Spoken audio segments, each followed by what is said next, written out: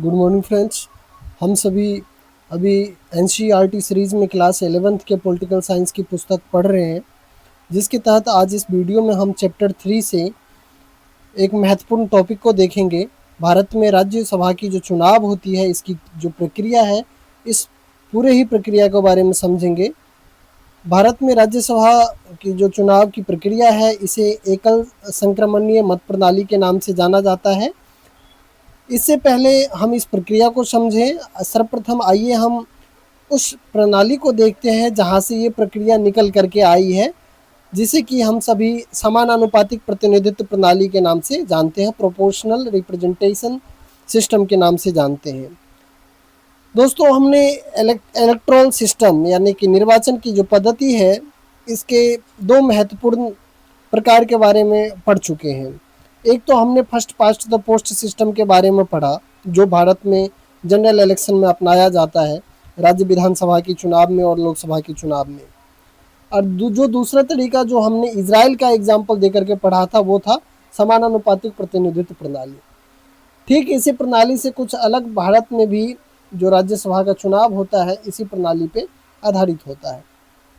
तो दोस्तों, थोड़ा इंट्रोडक्शन जान लेते हैं समानुपातिक प्रतिनिधित्व प्रणाली का।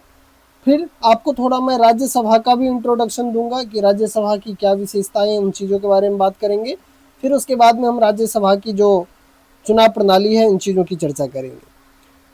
दोस्तों, जो समानुपातिक प्रतिनिधित्व प्रणाली है, यह निर्वाचन की एक ऐसी प्रणाली है जिसमें किसी राजनीतिक दल को विधायिका में उतनी ही सीटों का अनुपात मिलता है जितना उसे प्राप्त कुल मतों का अनुपात होता है।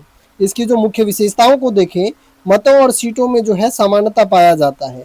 एक पार्टी को चुनाव में जितने प्रतिशत वोट मिलते हैं, संसद में उसे लगभग उतनी ही प्रतिशत जो है सीट दे दी जाती है। साथ ही साथ प्रत्याशियों की सूची की अगर बात करें, तो इस प्रणाली में क्या होता है, तो चुनाव से पहले प्रत्येक पार्टी अपने प्रत्याशी की एक लिस्ट जारी करती है, जो प्रायोरिटी लिस्ट होती है। पार्टी को जितनी सीटों का कोटा प्राप्त होता है, वो उतनी सूची में से उतने ही उम्मीदवार को चुन लेती है अपनी सूची में से। अब अगर हम मत की प्रक्रिया की अगर बात करें, तो इस प्रणाली की जो एक मुख्य विशेषता है कि जो मतदाता होता है, जो वोटर्स जो होता है, वो किसी व्यक्ति को नहीं बल्कि पूरी पार्टी को वोट करते हैं। यानी जैसे आप किसी कैंडिडेट को वोट देते हैं इंडिया में, परंतु इस प्रकार की प्रणाली जिन देशों में है, वहाँ पे क्या होता है, तो कोई भी वोटर जो होते हैं वो पूरी पार्टी को वोट करते हैं। परिणाम क्या होता है इसका, तो प्रायः क्या होता है, तो बहुदलीय गठबंधन की सरकारें बनती है। अब देखिए, समानुपातिक प्रतिनिधित्व प्रणाली के भी प्रकार हैं। जैसे कि एक प्रकार में क्या होता है कि पूरा देश को एक निर्वाचन क्षेत्र मान लिया जाता है, जैसे इजराइल और नीदरलैंड में होता है। दूसरा प्रकार है कि बहुसदस्यीय निर्वाचन क्षेत्र बनाया जाता है। पूरे देश को कई बहुसदस्यीय निर्वाचन क्षेत्र में बांट दिया जाता है, जैसे कि अर्जेंटीना और पुर्तगाल में होता है। अब हम बात करते हैं भारत में इसका क्या उपयोग है। भारत में इस प्रणाली को लोकसभा या विधानसभा के प्रत्यक्ष चुनाव के लिए नहीं अपनाया गया है। भारत में जो प्रत्यक्ष चुनाव होता है, इसके लिए first past the post system को अपनाया गया है। हमारे संविधान में इसे केवल अप्रत्यक्ष चुनाव के लिए सीमित रूप में जो है स्वीकार किया गया है। ये चार आप नाम याद रखेंगे जिनके चुनाव में इस पद्धति का यूज होता है: राष्ट्रपति का चुनाव, उपराष्ट्रपति का चुनाव, राज्यसभा का चुनाव, विधान परिषदों के चुनाव में। अब अगर हम बात करें भारत में जो राज्यसभा की यानी कि राज्यसभा की चुनाव की बात की जा रही है, यहाँ पे इस टॉपिक जो महत्वपूर्ण जिस टॉपिक को हमें पढ़ना है, भारत में जो राज्यसभा की चुनाव की प्रक्रिया है, इसे पढ़ना है।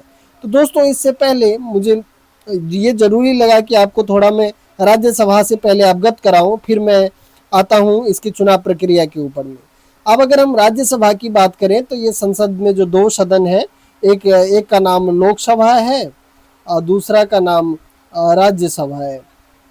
तो दोस्तों, लोकसभा और राज्यसभा में जो है, राज्यसभा जो है अपर हाउस कहलाता है, जो राज्यों और केंद्र शासित प्रदेशों का प्रतिनिधित्व करता है। इसे अस्थाई सदन भी कहा जाता है, क्योंकि यह कभी भी पूरी तरीके से भंग नहीं होता है लोकसभा के जैसे। अब अगर इसके संरचना और सदस्य की बात करें, तो इसमें जो कुल सदस्य है 250 हो सकती है। वर्तमान में इसमें 245 सदस्य है। इन 245 में से जो 12 सदस्य है, वो राष्ट्रपति के द्वारा मनोनीत किए जाते हैं, जो साहित्य, विज्ञान, कला और समाज सेवा के क्षेत्र से संबंधित होते हैं। अब अगर राज्य के प्रतिनिधित्व की बात करें तो जो शेष सदस्य है वो 233 सदस्य जो बचे, ये सदस्य जो है राज्य और केंद्र शासित प्रदेश से चुन करके आते हैं। केंद्र शासित प्रदेश में भी सभी केंद्र शासित प्रदेश से नहीं आते हैं। आप दो नाम याद रखेंगे, एक दिल्ली और दूसरा जो है वो पांडिचेरी है। तो दो ऐसे केंद्र शासित प्रदेश हैं जो राज्यसभा के लिए सदस्य जहाँ से चुने जाते हैं।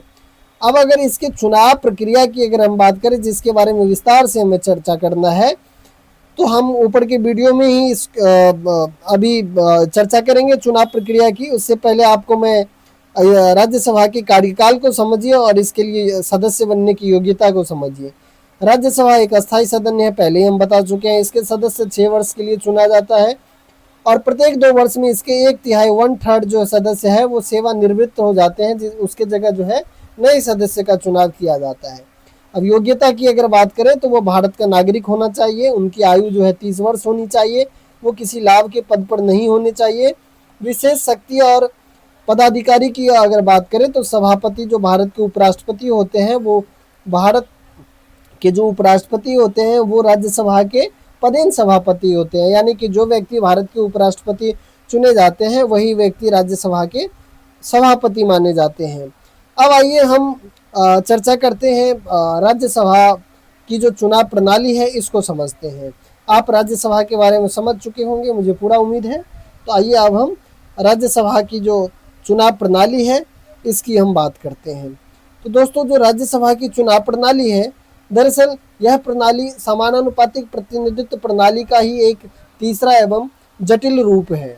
अब अगर हम बात करें कि निर्वाचन मंडल की अगर हम बात करें कि किस प्रकार से राज्यसभा का चुनाव होता है, कि राज्यों के जो विधानसभा के सदस्य हैं, जो विधायक होते हैं, जो जनता के द्वारा चुने जाते हैं, उन्हीं के मतदान के स्वरूप जो है राज्यसभा के सदस्य चुने जाते हैं। जनता जो है डायरेक्टली वोट नहीं करते हैं राज्यसभा के सदस्य को चुनने के लिए, जैसे कि लोकसभा के सदस्य यानी कि जो सांसद होते हैं उनके चुनाव के लिए डायरेक्ट वोटिंग होता है, प्रत्येक 5 वर्ष पे होता है। यदि सरकार का विघटन 5 वर्ष से पहले हो जाए तो इलेक्शन पहले भी करवाया जा सकता है। अब अगर हम वरीयता क्रम की जो चुनाव प्रक्रिया में जो एक विशेष चीज़ें हैं कि इसमें जो वोट किया जाता है, जो राज्य विधानसभा के जो सदस्य होते हैं वो जो वोट करते हैं वो वरीयता क्रम के अनुसार वोट करते हैं। मतदाता चुनाव में खड़े सभी प्रत्याशी को अपनी पसंद के अनुसार जो उनका प्रेफरेंस होता है, जैसे मान लीजिए 5 लोग खड़े हैं तो 1 2 3 4 5 मान लीजिए 5 लोग हैं, तो अब जो भी व्यक्ति वोट करेंगे वो इन सभी पांचों को, जैसे मान लीजिए ए व्यक्ति खड़ा है, बी खड़ा है, सी खड़ा है, डी खड़ा है। अब जो वोट करने वाले लोग हैं, मान लीजिए 5 लोग वोट करने वाले हैं, तो वो सभी जो है मान लीजिए कोई बी को पहले पे रखेगा, कोई डी को पहले पे रखेगा, कोई ए को दूसरे पे पहले पे, इस तरीके से वो अपना जो है वरीयता जो उनका प्रेफरेंस होगा, यानी ये इस कैंडिडेट को आप जो है अपना पहला नंबर देना चाहते हैं, दूसरे नंबर पे इसको रखना चाहते हैं, तीसरे पे इसको रखना चाहते हैं, इस हिसाब से वो वोट करते हैं। परंतु इसमें क्या है कि जीतने के लिए प्रत्याशी को मतों का एक निश्चित कोटा प्राप्त करना होता है, जिसके लिए एक विशेष फॉर्मूला को अपनाया जाता है कि इन ABCD में से किसी भी कैंडिडेट को कितना वोट मिल जाए कि वो विजय घोषित कर दिए जाएंगे। अब अगर हम इस कोटे की बात करें तो इसका जो फॉर्मूला है वो ये है कि कुल मतदान बटे जो कुल विजय उम्मीदवार, यानी कि जितने लोगों के लिए इलेक्शन होना है, +1। और यहाँ पे आप देख सकते हैं ये जो फॉर्मूला है +1 करके इसको करना है। यानी उदाहरण के लिए अगर हम राज्यसभा में मान लीजिए कि 200 विधायक को राज्यसभा के लिए 4 सदस्य को चुनना है, यानी 200 लोग क्या करेंगे तो वोट करेंगे। इलेक्शन कितने लोगों का होना है तो 4 राज्यसभा के सदस्य का इलेक्शन होना है। तो इस फॉर्मूले के तहत जो होगा वो आप देखिए कि 200 बाई जो है 4 + 1, तो यहाँ पे आप देखिए 200 हो गया, 4 + 1 5 हो गया, और यहाँ का 1 जो है यहाँ पे है। आप इसको जब डिवाइड करेंगे तो आप पाएंगे कि 40 + 1 यानी कि 40 × 5 से मल्टीप्लाई करेंगे 200 होगा, तो 40 + 1 बराबर 41 में, यानी कि एक प्रत्याशी को जीतने के लिए 41 वोट का जो है कोटा चाहिए। अब इसमें क्या होता है कि जब यहाँ पे मतगणना जब किया जाता है, जब इनको वोट की जब गणना होती है, जब इलेक्शन कमीशन के द्वारा वोट की गणना की जाती है, तो एक विशेष प्रक्रिया को अपनाया जाता है। इस समय में क्या होता है कि उम्मीदवारों को प्रथम वरीयता वोट गिना जाता है। प्रथम वरीयता वोटों की गणना के बाद क्या होता है कि यदि प्रत्याशी की जो बचे हुए संख्या है वोटों का कोटा नहीं प्राप्त कर पाता है, तो पुनः मतगणना की जाती है। ऐसे में क्या होता है कि उस प्रत्याशी को मतगणना से निकाल दिया जाता है जिसे सबसे कम वोट मिला हुआ होता है, सबसे कम वरीयता मिला हुआ होता है। इसके बाद में क्या होता है कि तो उसके वोट को क्या करते हैं जो दूसरे नंबर पे होंगे, मान लीजिए बी दूसरे नंबर पे है, डी को सबसे कम वोट मिला है तो डी को हमने आउट कर दी। अब जो डी को जो वोट मिला हुआ है उसको क्या करेंगे, तो ये जो दूसरे वरीयता वाले जो प्रत्याशी को जो है, ये मत जो है हस्तांतरित कर दिया जाता है। और इस प्रक्रिया को तब तक किया जाता है जब तक कि वांछित संख्या जो है कोटा के बराबर न पहुंच जाए, यानी कि यदि 41 है तो 41 के बराबर में न पहुंच जाए। इस प्रकार से जो है प्रत्याशी विजय घोषित किए जाते हैं। तो इसीलिए देखेंगे कि ये जो है एक जटिल प्रक्रिया है, और भारत जैसे विशाल देश के लिए जब यहाँ पे जनरल इलेक्शन जो होता है इसमें इस पद्धति को नहीं अपनाया गया है।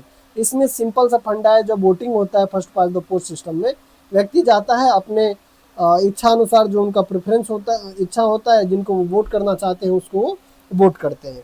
परंतु यहाँ पे प्रेफरेंस के अनुसार वोट होता है राज्यसभा वाले में। दोस्तों मुझे उम्मीद है कि आप राज्यसभा के जो सदस्य का चुनाव होता है इसकी प्रक्रिया को समझ चुके होंगे। अब इसी चैप्टर में एक कार्टून दिया गया था, आइए इस कार्टून को भी देख लेते हैं जो इसी से संबंधित था।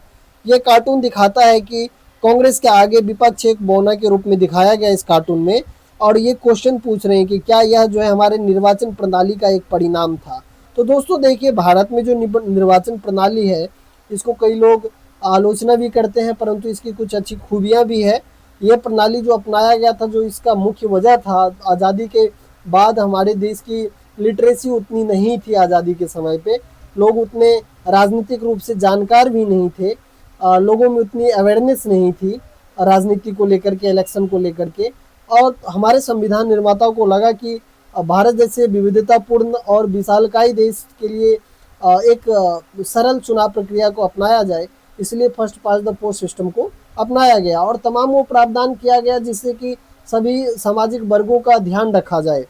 तो इन छवियों में जो कार्टून है इसमें, जो कि 29 मई 1949 का है, यह भारतीय राजनीति के एक दौर को दर्शाता है। और इस कार्टून में विशालकाय रूप में खड़ी कांग्रेस के सामने विपक्ष को एक बौने के रूप में दिखाया गया। यह दृश्य इस प्रश्न को जन्म देता है कि जो निर्वाचन प्रणाली की वजह से, देखिए इसमें ये कहा गया कि क्या ऐसा तो नहीं जो कांग्रेस सिस्टम के बारे में आप लोग क्लास 12th में पढ़ेंगे, यानी कि भारतीय राजनीति में एक लंबा दौर रहा कि जब एक ही पार्टी चुनाव जीतती रही थी, उनको ही ज़्यादा वोट मिलता था, उनकी ही सरकार बनती थी, तो इस समय को कांग्रेस प्रणाली कहा गया। खास करके जो 3 आम चुनाव हुआ आज़ादी के बाद में, इसको कांग्रेस प्रणाली के नाम से जाना जाता है। परंतु इसके जो सबसे बड़ा जो इस कार्टून का जो आलोचना हो सकता है वो ये हो सकता है कि देश में उस समय में भी जब एक पार्टी जीत रही थी, उनकी लगातार सरकार बन रही थी, उस समय पे भी अन्य पार्टियां देश में मौजूद थी और उनको भी इलेक्शन में जीत मिल रही थी, बेशक उनका सरकार नहीं बन रहा था। तो हम इस प्रकार से भारतीय चुनाव पद्धति को गलत नहीं मान सकते हैं। चुनाव पद्धति अपने देश के अनुसार जो है सही था। तो दोस्तों मुझे उम्मीद है कि ये वीडियो आपको पसंद आया होगा, और नेक्स्ट आगे की वीडियो में हम एक अलग टॉपिक को लेकर के आएंगे। आप चैनल को सब्सक्राइब करें, वीडियो को लाइक करें और अपने दोस्तों के साथ ज़रूर शेयर करें। धन्यवाद।